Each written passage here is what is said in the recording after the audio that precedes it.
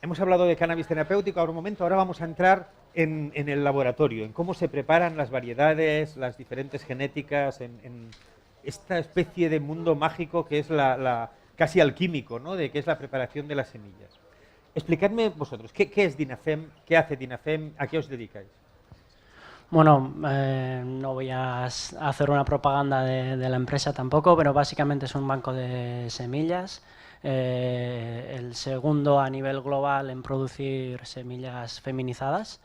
Y bueno, tenemos un amplio espectro de variedades de genéticas, empezando de genéticas de alto contenido en THC a autoflorecientes, genéticas de CBD, que es lo que estamos desarrollando en los últimos años y me imagino que lo más interesante para la charla de hoy. Y bueno, Tenéis, yo os imagino ahí con vuestras máquinas, vuestros laboratorios, explicarnos un poco qué es lo que hay detrás, con qué máquinas trabajáis, qué es lo que hacéis en vuestro día a día para investigar con estas semillas. Pues DINAFEM tiene su equipo, su laboratorio propio desde 2014, porque hemos realizado que estaba una necesidad prioritaria en cuanto al desarrollo de nuevas genéticas. Tenemos que saber, tenemos que conocer el contenido en cannabinoides de cada variedad exactamente, porque es nuestra responsabilidad en cuanto a los clientes y a los cultivadores. El primer proyecto que hemos tenido es aumentar el nivel de THC de nuestro catálogo de autoflorecientes, porque al principio estaba bastante bajo y poco a poco, generaciones por generaciones, hemos incrementando eso.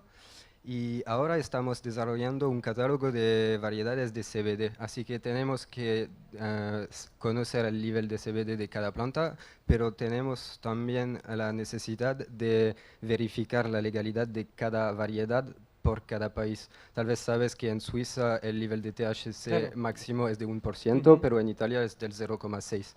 Así que antes de vender semillas en esos países, tenemos que asegurarse que son legales, ¿Y eso básicamente. cómo se hace? ¿Plantáis una muestra a partir de una semilla determinada y luego cogéis las plantas, las pasáis por un espectrógrafo? ¿Qué hacéis bueno, como CSI de obviamente no semillas? es magia, o sea, tú necesitas la flor para poder analizar Claro. algo. Entonces, sí que, bueno, colaboramos con algunas asociaciones para recibir muestras y también tenemos cultivadores propios que nos facilitan este proceso de análisis.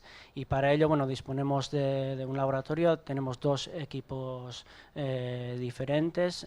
Uno se llama cromatografía líquida y el otro es cromatografía de gases.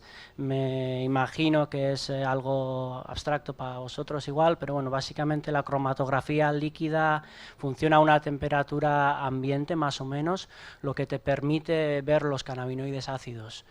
Eso igual para alguien que fume no es tan interesante porque al final al fumar o al calentar pues los cannabinoides se decarboxilan, pasan de estado ácido a estado neutro y te hacen el efecto, porque no es el mismo efecto el del ácido que el del neutro. Por ejemplo, entonces, si un productor de aceites no tiene esa información o no sabe cómo hacer debidamente la decarboxilación, te puedes encontrar en ese aceite que todo el cannabinoide no tienes CBD, tienes CBDA y ya no te hace efecto ese aceite si lo tomas oralmente. El Entonces, ese conocimiento. control de calidad se lleva a cabo con el cromatógrafo líquido. Por eso, cannabinoides analizamos de esa forma y terpenos, que ya son compuestos volátiles Con por el otro. gases. Sí. En la composición y el mundo de lo que es los elementos, los diferentes componentes del cannabis en los últimos 20 años, 25 años y desde su descubrimiento en Israel del principio activo, ha habido una explosión. Al principio no conocíamos el THC, luego supimos que el THC era el principio activo de la marihuana, luego apareció el CBD y luego se disparó. Yo ya me he perdido en la cantidad de variantes de THC y de CBD de que disponemos. Pero lo que sabemos y los que estáis estudiando esto, os dais cuenta de que cada uno de estos componentes tiene matices muy importantes de cara al consumo y a su uso terapéutico y a su psicoactividad, ¿no? Es que hace poco había solo demanda para THC, porque es el compuesto psicoactivo Claro, principal y que la gente cuando compra cannabis por la calle quiere ser colocado, básicamente. claro. Si tú tienes que pagar 10 euros al grama, hay que ser colocado al final. Pero después, con las investigaciones medicinales, hemos encontrado el CBD, que tiene efectos medicales, pero sin esa psicoactividad. Así que ahora mismo, con el tema de la legalidad, hay un montón de gente que quiere cultivar solo CBD, pero pensamos que hay que investigar más las propiedades terapéuticas del THC, por una parte, pero también del CBC, del CBDV, del CBDG, del CBG y tal. Y como son también compuestos que son en concentraciones muy bajas en el cannabis, no se puede de verdad investigar si no haces breeding antes de investigar con Tienes que haber pacientes. estudiado, o sea, haber creado antes las semillas que te permitan Eso es, maximizar, eso supongo, es, estos componentes, sí. ¿no? Sí, básicamente tienes como 120 cannabinoides en la planta y más Sí, de de 100 120 sí, cannabinoides estamos hablando de identificados, es una 120 barbaridad, cannabinoides y más de 100 terpenos también. O sea, en Claro. total de 200 y pico compuestos que actúan sinérgicamente. Obviamente muchos de ellos están en concentraciones muy bajas que no te harán ningún efecto, pero En el libro la posibilidad clásico, existe. en el libro clásico de Antonio Escotado, su historia de las drogas, yo recuerdo que en un momento dado él hace una reflexión y dice, es raro que los diferentes tipos de marihuana que yo he probado tengan efectos tan cualitativamente diferentes si lo único que varía allí es el porcentaje de THC, que es la única cosa que en aquel momento se tenía en contemplación. Claro, ahora sabemos que no es solo los porcentajes individuales de cada uno de estos componentes, sino cómo se equilibran entre sí y en qué proporciones entre ellos Las existen. interacciones que tienen en los receptores cannabinoides del sistema endocannabinoides y Claro. tal, y eso todavía falta investigaciones en ese sentido. Una pregunta, ¿el CBD hasta qué punto, es una sensación, pero que antes también ha salido un poco en la mesa anterior, hasta qué punto hay una moda o un boom del CBD publicitario, propagandístico y por comercio, y hasta qué punto realmente allá? Porque mi sensación es que el CBD permite limpiar la conciencia de quien piensa que es posible un cannabis medicinal sin psicoactividad. Y yo creo que es como querer un cuchillo seguro que no corte. O es útil, o si es útil, corta. Y por tanto te puedes también hacer daño con él. ¿Cómo veis vosotros esa...? Sí, bueno, es una pregunta fácil de respuesta complicada, Bien. pero a ver, yo estoy de acuerdo contigo que ahora mismo tiene un hype enorme, o sea, está de moda, parece ser que es el medicamento a conseguir, o sea, cannabis pero sin efecto psicoactivo, pero Claro. no, o sea, es otro compuesto del cannabis con propiedades medicinales, pero tenemos otros 119 que se pueden y que hay que investigar estudiar y ahí. que hay que estudiar. Que algunos tendrán efectos psicoactivos o secundarios, seguramente, el CBD también los tiene. Hay que mirar los pros, los contras e intentar encontrar las medicinas apropiadas. Al final falta investigación. O sea, no es que esté todo hecho y hay que regular Claro. todo.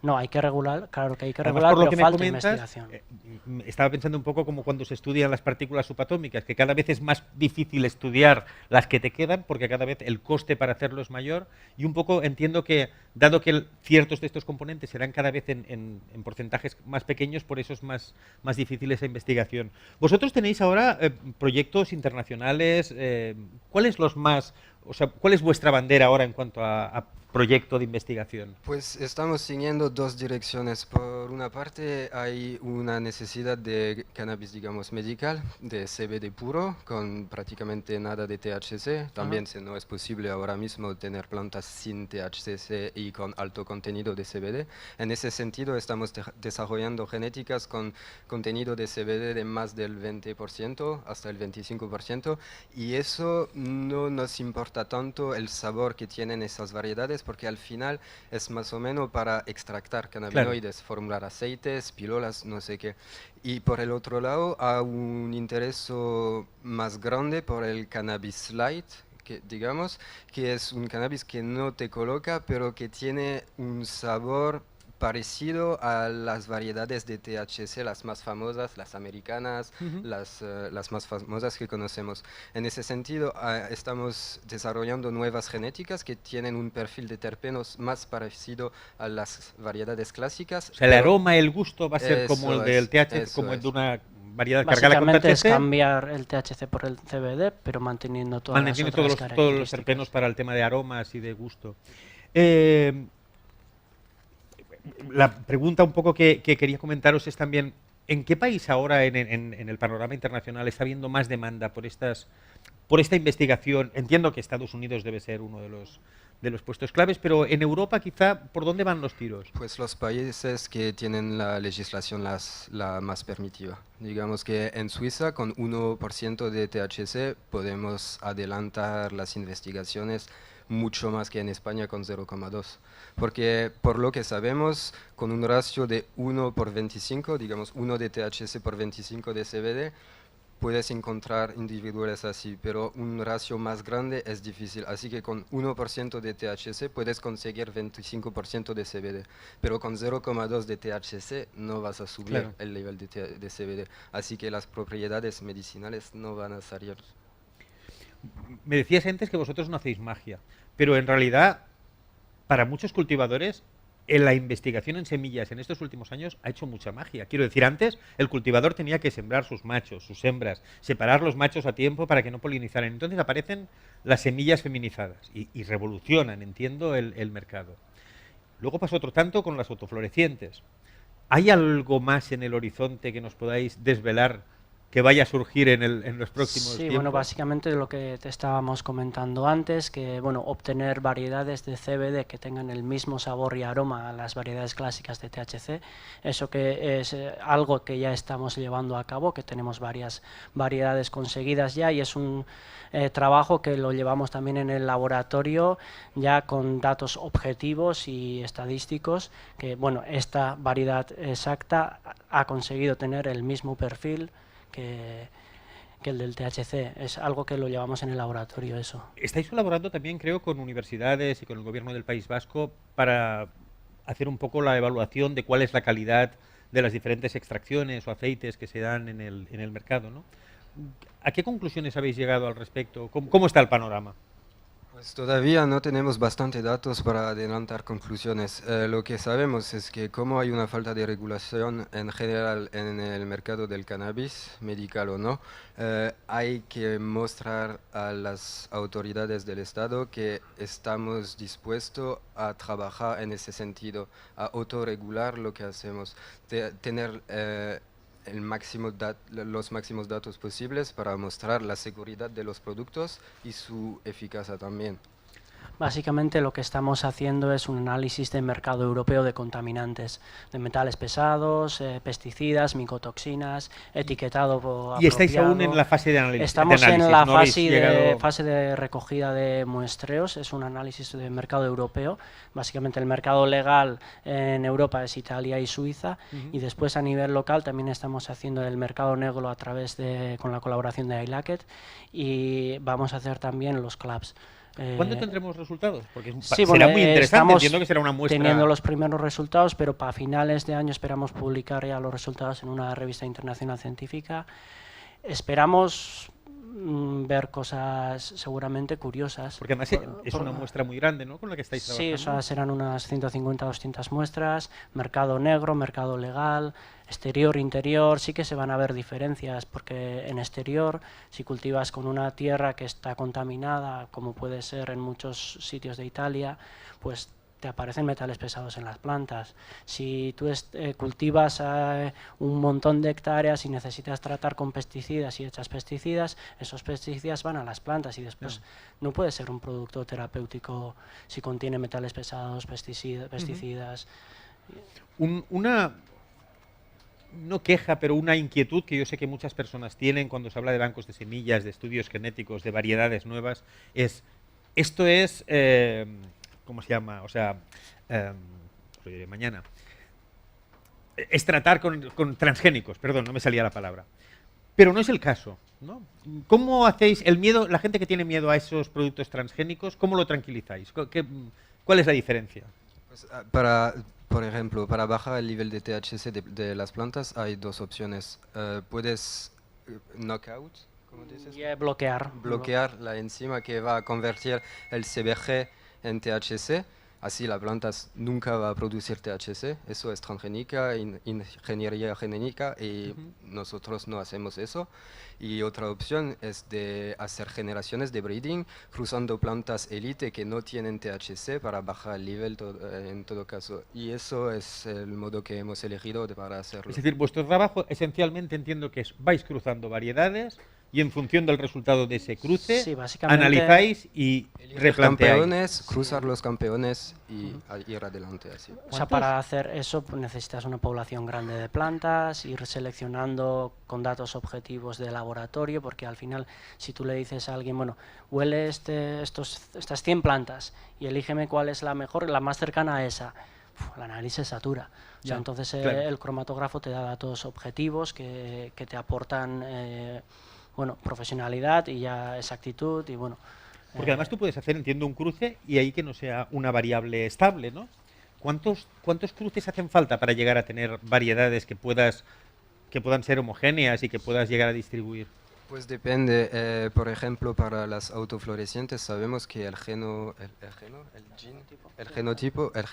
es recesivo, así que no aparece en la primera generación. Claro. Hay que cruzar más, 2, 3, 4, 5 generaciones para estabilizar la población.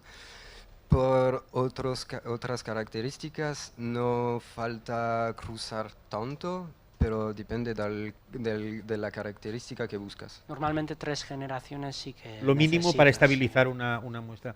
Y luego una pregunta que en esta situación de regulación inexistente o como mínimo muy rara que tenemos legal, ¿habéis tenido problemas con la justicia? ¿O habéis tenido problemas con la policía? ¿Tenéis problemas por este marca de regulación? ¿O vuestro entorno de business está ya muy definido y muy asumido?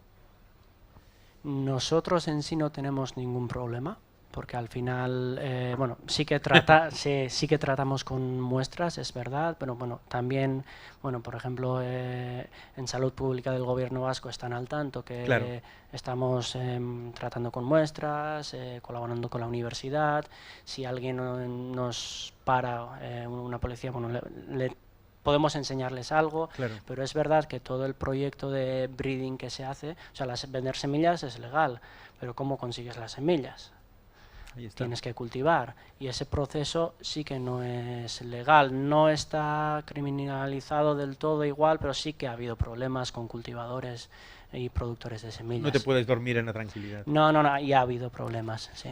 Vamos a abrir un turno de preguntas, si os parece.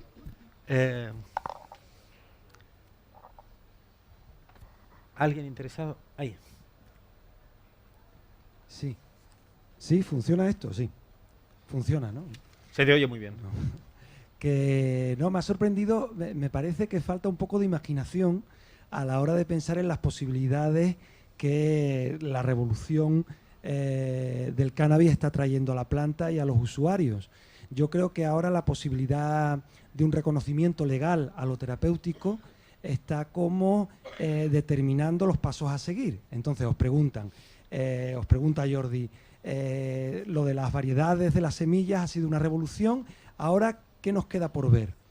Y ahí respondéis de pronto, pues bueno, que estáis aplicados a buscar variedades que reproduzcan sin THC el sabor de las que tienen THC, y yo creo un poco, bueno, como formo parte también del sector, veo que realmente estamos acostumbrados a que la marihuana sea una cosa y van a ser muchas cosas. A poco que experimentes con alguno de los cannabinoides, te das cuenta que no solo hay que perseguir una posibilidad terapéutica. Es decir, toda la gran revolución de las variedades ha sido producto de la búsqueda de un mayor placer. Luego, con la introducción del reconocimiento legal a lo terapéutico, se busca que cumplan una función terapéutica. Pero vosotros, como probables aficionados al cannabis que podáis ser recreativos, ¿no veis más allá lo que va a venir? Porque yo estoy convencido que dentro de 10 años un usuario normal va a poder elegir plantas que tengan más THC. O luego probé el cannabinoide antagónico este de THCV y era increíble, o sea, te despejaba mentalmente. Entonces yo creo que realmente hay una gran promesa de placer en toda esta revolución, y que ahora yo creo que los bancos de semillas y en general el sector está como muy orientado hacia lo terapéutico, y creo que es un poco miope esa actitud, ¿no? Entonces, os vuelvo a hacer la pregunta que os ha hecho Jordi. ¿Qué creéis que vamos a ver de aquí a 10 años en el ámbito de la marihuana recreativa para disfrutar? Tú no quieres más CBD, quieres más THC. No, porque me parece que además es una hipocresía que entiendo que la tenemos que asumir como caballo de Troya para que se produzca la legalización. Pero, bueno, tampoco hay que exagerar, ¿no? No sé. Bueno, lo que estábamos comentando antes de desarrollar genéticas de CBD con aromas específicos está enfocado a un mercado recreacional.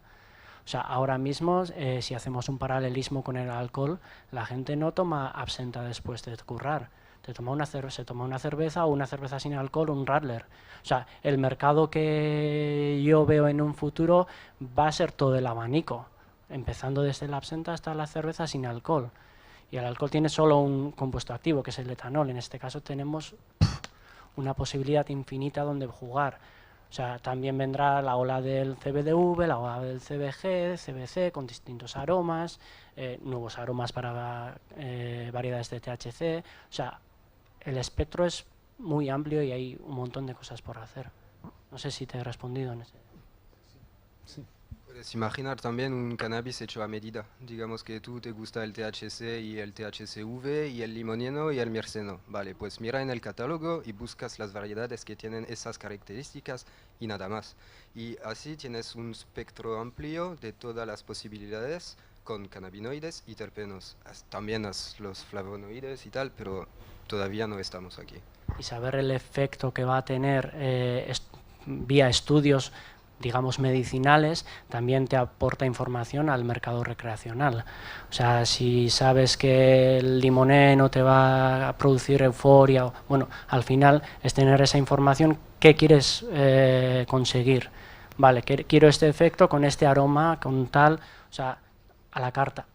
O sea, básicamente, como vas ahora a una cervecera artesanal y tienes un montón de, bueno, pues igual.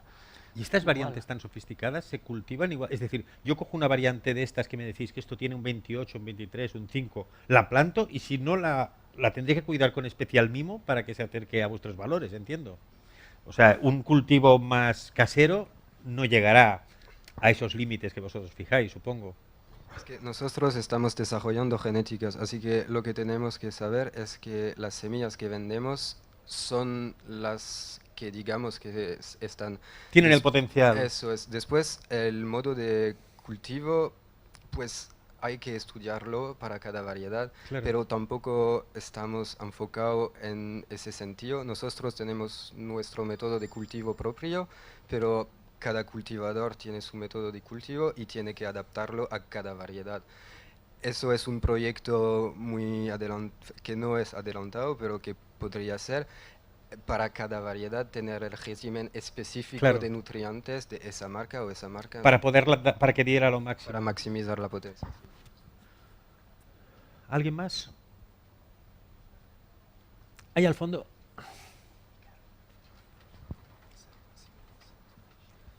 Hola, yo empezando por la respuesta que le daría a Marcel, os elaboro la pregunta que estaba pensando, ¿no? Porque yo también estaba pensando qué va a pasar de aquí a 10 años. Creo que tú también lo planteas desde una perspectiva social, lúdica, de disfrute.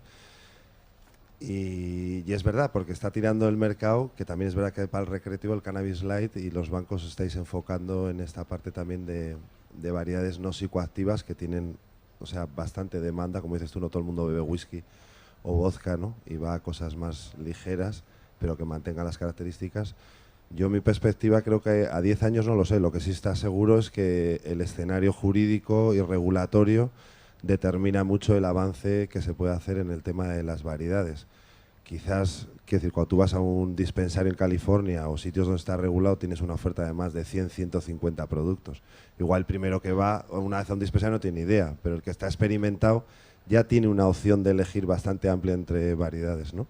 Pero quizás si veo más que a 10, lo veo igual más a 20 o 25, el tema de denominación de origen y el tema de opción de biodiversidad en la elección de lo que estamos consumiendo en espacios donde se pueda desarrollar la cannabicultura, igual que se hace con el vino, ¿no? Y veo que de aquí a 10 años la tendencia con el cannabis, o lo que estamos viendo en Estados Unidos, que va un poco también hacia la cultura del consumo de vino, ¿no? Y saber qué perspectiva de adaptación puede tener las variedades de Dinafen a denominaciones de origen, ¿no? Gracias. Bueno, al final un mercado legal y un mercado regulado te facilita también el trabajo de breeding que haces. O sea, ahora mismo nosotros estamos utilizando solo un porcentaje muy pequeño del potencial que podríamos tener por cuestiones legales. O sea, si tuviéramos un pabellón enfrente del laboratorio y de las oficinas para poder trabajar en ello, podríamos sacar cosas mejores y más cosas. En ese sentido, pues sí que veo que la oferta podría, bueno, aumentarse y seguramente, como pasa con el vino, pues ya desarrollar unas variedades específicas, también lanzamientos de variedades solo de una cantidad determinada. El mercado es cada vez más exigente, entiendo, ¿no? Es Sí, decir, con se la nota que la gente pide cada vez cosas más específicas, entiendo. Creo que ya vamos justitos de tiempo. Si hay alguien más, sería la última pregunta, y si no, lo dejamos aquí. Pues lo dejamos así. Muchas gracias, Pierre. Muchas gracias.